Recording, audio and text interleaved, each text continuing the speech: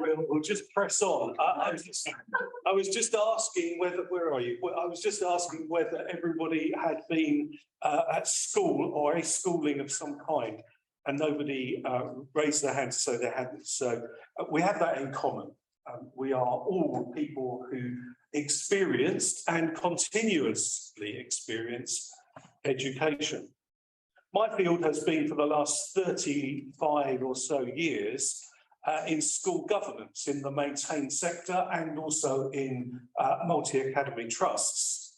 And along the way picked up, I guess, quite a bit of experience and expertise and theological reflection that helps me with my current roles, which is as the governance officer for the Diocese of Chichester and the consultant officer for the Diocese of Chelmsford, and tutor on a 6-month course, online course, that we run from Liverpool Hope University for church school governance.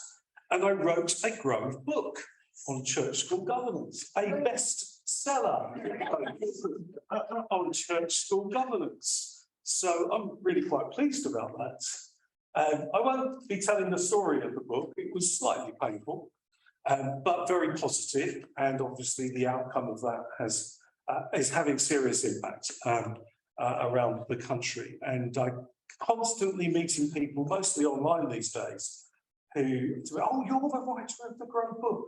We give that out to all of our new governors," or "We give that out at the end of our induction course," and so on and so forth. Can you write a sequel?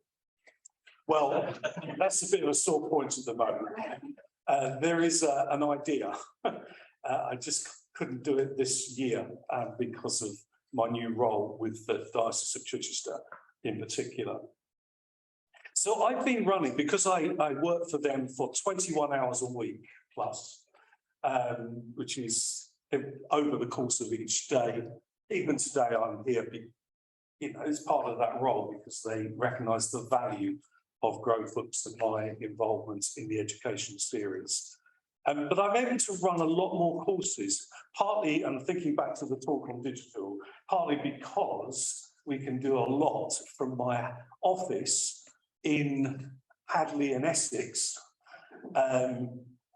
despite the fact that the diocese is right across the south coast, the two Sussexes and Brighton and Hove.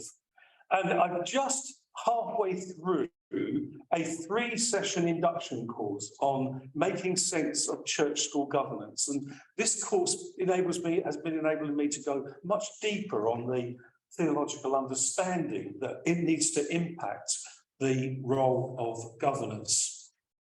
I often think that all my training courses, and that's got more and more the case over the years, are the first word, but not the last word, to borrow the phrase, on theological thinking that relates to schools, education generally, and of course governance in particular. It is, of course, education is, of course, a moving feast all the time. It continuously goes through challenge and change. Politically, we often describe it as a political football, and we're on our 5th Secretary of State for Education today. And in a week's time, we may be reaching our 6th. Apparently, Liz Truss has resigned, and who knows what government we'll have in a week's time. For those of you who didn't know, that was the news at lunchtime. She has resigned, and they expect to appoint a new leader in a week, which means a new cabinet, which means possibly another Secretary of State. And we got very engaged in thinking about the schools bill that went through 2 stages, was about to go to the 3rd stage when there was a leadership campaign, and then it went on pause. And I think, I haven't seen it confirmed yet, it was being removed today from the process, and we will expect another one, but there's a change of government, so goodness knows what, late next summer. So what's happening? Who knows? It's definitely is a moving feast. So when I'm speaking particularly with governors, one of the things I'm trying to do is to help them to explore what it means, if they're a Christian, to be a Christian on a governing board. and to think more theologically about their role and the things that they will impact. But even if they're not, if they're a governor of a church school with the name of the Church of England school over the gate, then they still have to engage with that thinking. So sometimes I find myself, forgive me those of you who are clergy, but having to almost help clergy to think, what does this mean in practice in the course of governance and the running of a school? Or if it's a foundation governor, you know, the ones who represent the parish church and or the diocesan board of education for the diocese. What does it mean to think theologically? I'm guided by some words from a friend of mine who's now in the States, David Smith, who put it like this: we have an attempt to find a form of life as educators and learners that resonates with God's ways, with the world in Christ. And that's my guiding principle, if you like. I mean, I've got lots of theological thinking around that, but how do we do this that's theologically in time, in tune with Scripture as well as the world? What does God want in this context is a question that constantly needs to be asked. So I was really glad when the Church of England Vision for Education emerged a few years ago, where it talked about the God of all creation is concerned with everything related to education, wisdom, truth, and knowledge. And then goes on to talk about the learning and teaching of understanding, virtues, and habits that shape individuals that have been passed from one generation to another, and so on. And that gave me the kind of confidence to go from not quite apologising for introducing Christian thought into my governance training to it being so overly Christian in its content and in what I'm leading people to explore that you could say they're on a theological course that relates directly and practically to the life of the school and the churches that are linked with them.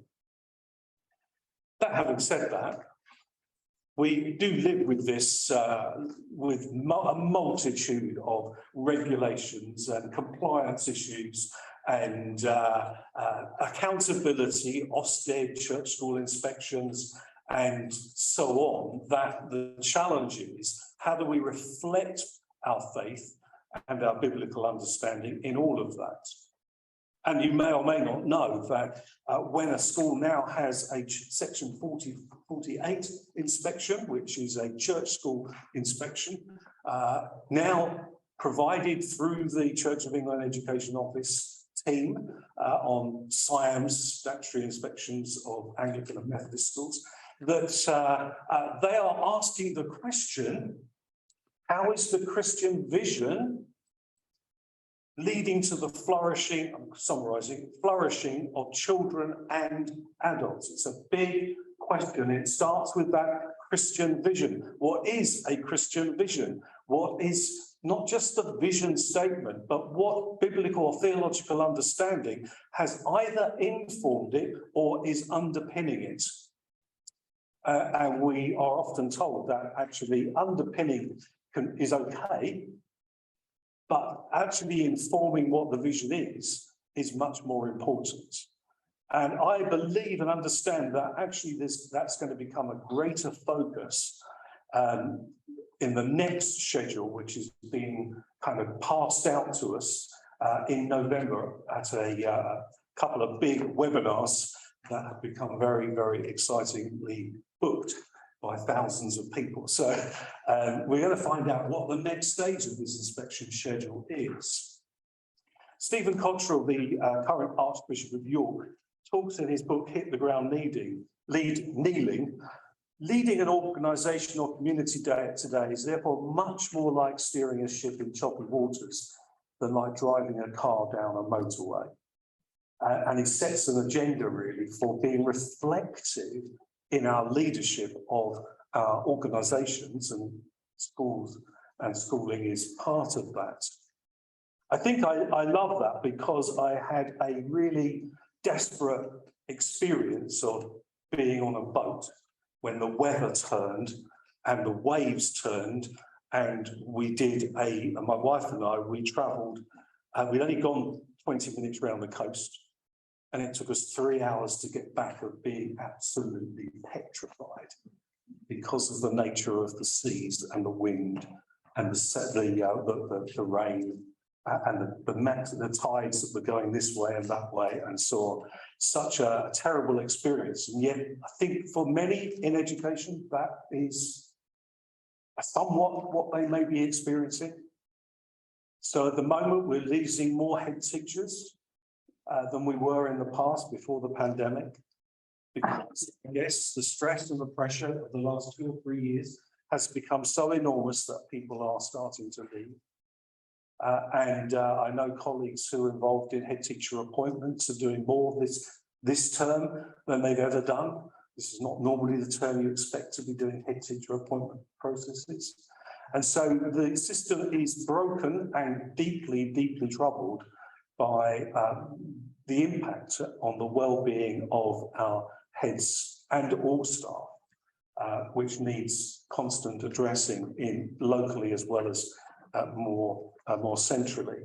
So here we are with a very difficult and challenging time where some of the growth books are in the education series are there and perhaps not as well known as they might, best kept secret and all of that, where they could gain sustenance and hope. So one of the things I do down in Chichester is a regular podcast. And so the one I released on Monday is simply talking about how at half term there's a real opportunity to rest and be restored and fill our reservoirs of hope, all of which are themes in 1 or 2 of the Grove books. And I think if we do anything going forward, it's trying to find the means and the ways in which the wealth of material that there are in the 52 books on the catalogue can be found and accessed and available to people serving as head teachers, governors, and indeed teachers as well. So I feel and believe, and this is the reason I was prepared to take on the chair, that we have here such a rich resource that needs to be better understood and more available, more easily accessed. You might think it's easy to access, but people don't seem to. So what can we do? We're exploring some of those things as we go forward. Because I like the quote from Alistair McIntyre, where he says, I can only answer the question, what am I to do, if I can answer the prior question of what story or stories do I find myself a part? And we in education are part of a rich history that dates back not just to Jesus, 2,000 plus years, but to the beginning of time. And the exploration of the scriptures from Genesis through and beyond to Revelation provide us with narrative into which we can both learn and put ourselves and gain understanding about our roles. How do you do that with people who are not necessarily theologically attuned or not even necessarily committed Christians or churchgoers? Well, I do think growth books have a massive potential within that context, if they are found and if they are available and if people engage with that thinking that enables them to grow in an understanding of what God can do and is doing in our world and in our education system. Now, my last statement is a bit of a paradox, because is God at work in our church school context, let alone all the other contexts? And I think the resounding answer is yes, but not everybody recognises it. So one of the things I tried to do a little bit of, and it was meant to inform the next book, was trying to find out from governors what they specifically think happened as a result of God being at work through them and their governments. They just didn't know. The ones I spoke to found it very difficult to articulate that. So there's almost a need to step back and to help them to discover the ways in which God has worked in the past, Scripture, and can work in the present, particularly in the field of education. And that's one of the things I'm trying to instill in people through a lot of the training sessions that I lead at the moment. And do you know the interesting thing? Well, there's lots of interesting things. I expected pushback. You know, like 24 people on the current 3-session course. That in itself was pushing out the boat. Could I get 3 people to come to 3 sessions over 4 weeks? So we're taking a break for half term. Could I get him to keep coming?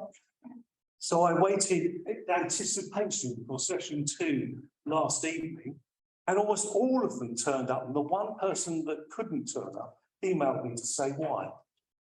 And so there's a hunger for understanding the theology of governance and the theology of education and the theology behind our schools, I think. No pushback yet. Now, obviously, the feedback form will be after the first session, so who knows? Maybe I'm speaking too soon. But I've been really encouraged with the way people have engaged. And one of the things I've moved on from with, beyond the 90-minute session on Zoom, is that they're provided with a learning page on a platform called Moodle. And the idea there is that they visit that page after the session. They can download the slides, but they can also look at some other material that relates to the session they've been on. So trying to turn a course into a learning experience, not something they just turn up to and then forget afterwards. And I'm quite naughty with 1 or 2 of them, like safeguarding. They have to fill in a form, a sort of survey form, within a month of the course. And that means that form asks them questions they'll only know if they really reflected on the things that the course was sought to teach them. And if they do that, and I see those responses, then we'll issue them a certificate. And essentially, because of the new statutory legislation that came in September 22, all governors need to do and be able to evidence that they have done safeguarding training. So I feel I can get away with it with that one, and I will keep putting it into other courses as we go forward. So what am I trying to achieve? And how can I sum up in my last minutes, because I've just seen my clock says I've been speaking 14 minutes, 33 seconds. What is it that I want to put across? Well, I can do no better than to read you a text that I have used in a maintained non-church school governor training sessions, as well as in our church school sessions. And it goes like this from 2 Timothy chapter 2, verses 22 to 25, very short. And in Tom Wright's translation, simply because of the language it uses. Chase after justice, faith, love, and peace. You'll be in the company of all who call on the Lord from a pure heart. And the Lord's servant mustn't be a fighter, but must be gentle to all people, able to teach, able to bear evil without resentment, able to correct opponents with a meek spirit. It just contains a series of themes and phrases that even people who have no faith, no biblical understanding, can begin to discuss and apply to their governance. I don't tell them where it comes from. It's a maintained set, non-church school context. And afterwards, I'll say to them, do you realise you've just done a little bit of theology? You've thought about what the scripture might be saying into your own lives. So where will we go now with the education series? It would be wrong of me to say I have that mapped out because I've only just joined and only just become chair. But I do know there are 1 or 2 things that need to happen.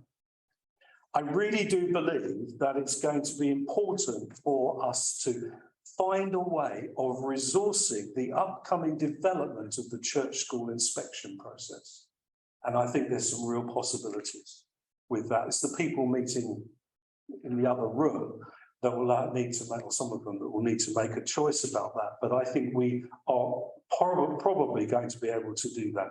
And by writing those road books that support in a sense, inform the theological necessities that people need to develop, we should be able to make a good contribution. And secondly, and it is still partly because of that framework, that courageous advocacy needs to move to the next level. Courageous advocacy has been introduced into church schools so that children are given the opportunity to make a genuine difference in the world. And it's described as being about more than cakes and sales. And the danger at the moment is that lots of church schools are saying, oh, our cakes and sales are courageous advocacy. And of course, actually, they're not. What they are is really good, it's charitable. But what we're needing to explore is how that will help children to develop a Christian theological understanding and response to injustice and other aspects of concerns in the world. And one of those issues is racial justice and needing a theologically informed response to that schools can grasp and begin to work through their lives, the lives of their children. So there's quite a lot in that and lots more that we could say. We'll be open to questions after the next speaker, who was going to introduce us to her passion, you will discover this, her passion for this whole idea and issue and challenge of racial justice. So I think it will be a good complement to what we were hearing just before lunch. So let me introduce Aliesha Lewis. Sometimes think of her as Wonder Woman. And she has a family. She is acting head teacher at a school of 700 primary schools. This morning, she was teaching online a training course for aspiring head teachers, as well as running her own school. And she's here today because part of her role in life is as racial justice lead for leadership in the Foundation for Educational Leadership in the Church of England. So you can see she has significant impact, but you'll understand why because of her passion. Aleisha.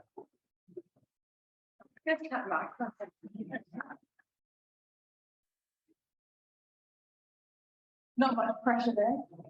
He set the scene quite high. Hopefully I can live up to it in the next 15 minutes. Tim and Mike will know that I don't often come with something in my hand to read from, because I generally just throw it and do my own thing. But I actually have written something today, because unlike lots of people in this room, I have not written a road book. Yes. Don't try and make me. And also, there isn't a growth book specifically on what I'm going to talk to you about for the next 15 minutes. But as Mike has laid the groundwork for, is actually there is a reason there should be one. And the reason I've written something down is because I'm going to read what actually is on the Growth Book website. So it says, at Growth Books, we aim to stimulate and equip Christian community by providing clear and concise explorations of Christian living and ministry. So if Growth Books is a leading voice in this, actually, it needs to be a leading voice in racial justice. It also says on the website that actually it talks about how the books and the series are about contemporary issues. If I'm being honest, racial injustice is not a contemporary issue. It's one that's been on for a long time.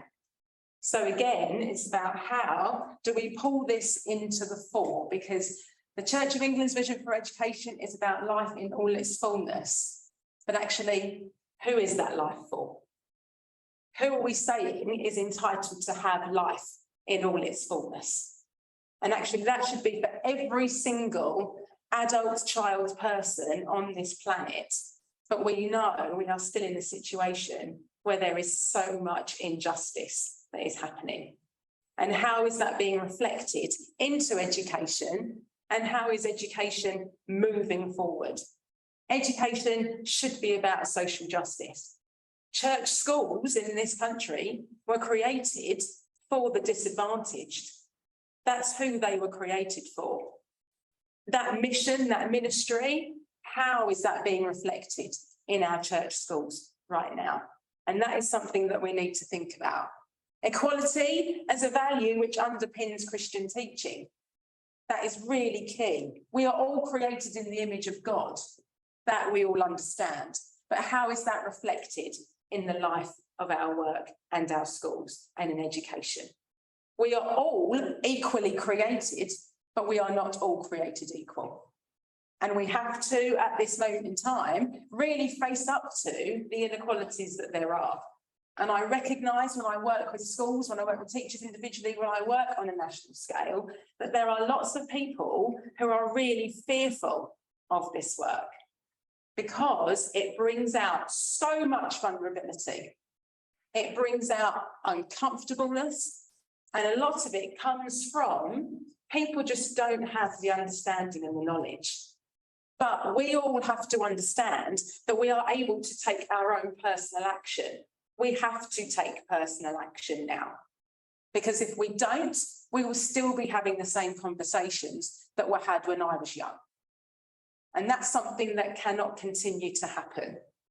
Our children cannot be in our schools, us knowing that they're already on the back foot because of the colour of their skin or because of their name.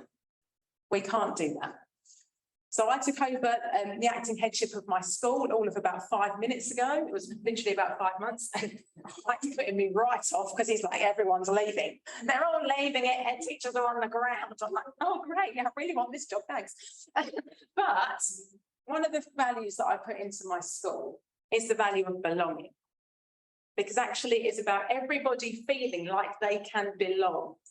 We teach our children that they all belong to the kingdom of heaven, but how do we show that to the children? How do they understand the value that they have? But also, how do the staff in your schools understand that? When I was a trainee teacher, I went around, we did our EAL placement in a local school. After being in that school for 2 hours, I was offered a job by a senior leader who actually said to me, we need more people that look like you on the staff. Now, in reality, I could have been the world's worst teacher. They knew absolutely nothing about me. And there I was being offered a job purely because of the colour of my skin. How did that make me feel? It made me want to run from the hills, because actually what that school was saying was that you'll belong here because you look like this. And that will help our children that, you know, our families, we can't quite talk to them, but they'll talk to you. Where was the acknowledgement of my gifts and my talents? There wasn't any. And that's what we need to recognise. Actually, there are so many talented school leaders, so many talented teachers who are not rising to senior leadership within schools because there is a barrier. There is an invisible glass ceiling. And it is one that we need to acknowledge and we need to address and we need to educate. Look at the makeup of schools that you know. Think about your own history. How many teachers have you had who were not white? Think about the governors in your school. How many governors do you know that are not white? All of these things are a real inequality, and they are something that we need to push forward, because the Church of England is saying there are 4 things we're working on: wisdom, dignity, hope, and community. All those 4 things should be seen for every single child and every single member of staff. But actually, how are we making that a reality? How are we building schools that anyone can go to and see themselves and feel like they belong? I would happily go and work in any school, and I have been in a position twice where I was the only person who was not white British on the staff team. But I was there because I could see that I could belong there. And that's what's really key. If we want to reflect all those teachings in the Bible, what are we doing in reality to meet that? Jesus challenged stereotypes. He challenged religious authorities. What are we doing to challenge that? Or what are we doing to keep it all the same? Our workforce does not reflect society. Children are not being treated equally. Look at the exclusions data. Look at the performance data. Go beyond the headlines to further down. Actually find out the realities of things like stop and search. And I know that because at 7, my mum was stopped with me and my sister in the car and was grilled for 20 minutes as to where she was going, because that policeman could not believe a black woman lived in Southend and not in London. She did live in London for how many years, and then she moved there when she married my father. But 20 minutes we sat in the car. That is the truth. That is a truth. That is my truth. But that's not everybody's. But we need to move beyond now into a zone where actually we hear the stories of others, we appreciate the other realities, and we recognise that if we want to make a change, we have to step out of the box. And it can be really difficult, but it's only going to happen. We have to do it if we want to make a difference. So Grove here is a leading voice in actually community, in ministry. How is that being reflected? And right now, there is a massive hole in this work being addressed. And it's at a time where lots of schools want to make a real difference. So we have to acknowledge, we cannot ignore the fact that the murder of George Floyd set a whole wave in motion. A whole wave. And for the first time ever, that momentum is still going. It's still going. I still have schools asking me to come and work with them. And I say, I'm not going to work with you on the curriculum until you work on yourselves. Because how far can you go with the children if you haven't done that work with ourselves first? This is about more than putting a poster of a black person on the wall. This is about actually understanding systemic racism. It's about understanding real equality. It's about looking at the data, exactly as we would do in a school, looking at who's passed their phonics screen or not. It's exactly the same thing. And it's also realising that our schools, our country, our society is ever changing, ever changing. So my school that I'm in now is 50% nearly of children who are not white British. But I know growing up, because I grew up around the corner, that was not the case 30 years ago. I know that in the 6 years I've been there, it has changed massively. So although we still have areas that think this isn't their problem, because we don't have much diversity here, they've got to do more work. They have to do more work because those children do not have natural diversity around them. So therefore, they have more of a closed mindset immediately because they don't have that natural experience. So how do we work really effectively with those schools that haven't got natural diversity? How do we open their world? Because in reality, every child needs to see themselves as a member of our global community. And that's where we are. Look literally where we are right now. Our country is imploding. On an ever-moving minute, something is happening. The country is imploding. I sit there on Sunday and I watch Frozen Planet and I literally see how the world, the globe is imploding. And what do we learn? Is that we all have to make a collective action. But we also learn alongside that really small personal action goes really far. So we all need to make personal actions in this. Because if we want our school communities to reflect the diverse nature of our wider society, we have to take personal action in that. Now, one of my roles is with the people in the other room next door. So last year I was seconded to work with CEFL, the Church of England Foundation for Educational Leadership, where I wrote the new MPQ programmes. Now my remit has moved and I'm now the Racial Justice Lead for Leadership, because the Church of England has had a £1.5 million that they're putting into this. They're putting into this work. And that says a lot, because let's be honest, the Church of England has not got the greatest record in terms of racial justice. From Lament to Action, if it is not a report you have read, it is one that you should read. And there is a very key education section in that report.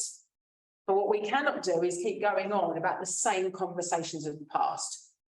We need to learn from the past in order to build a better future. That sounded a bit like the Tory there, wasn't it? Or something like that.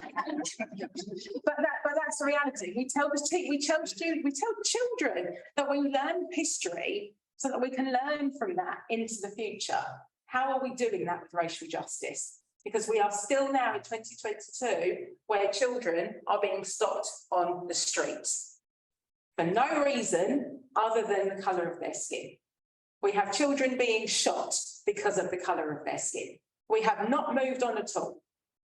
But what we have to do is recognise the zone of influence that we have in education to actually enable real social justice to take place. And so with the work we're doing with CEFL, we are working on a theological framework for RE as a starting place.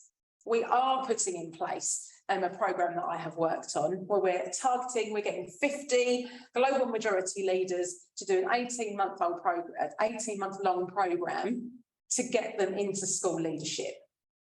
I am where I am now because I have worked absolutely hard. And I've had to work doubly hard. And that's what we have to acknowledge. But that's not right.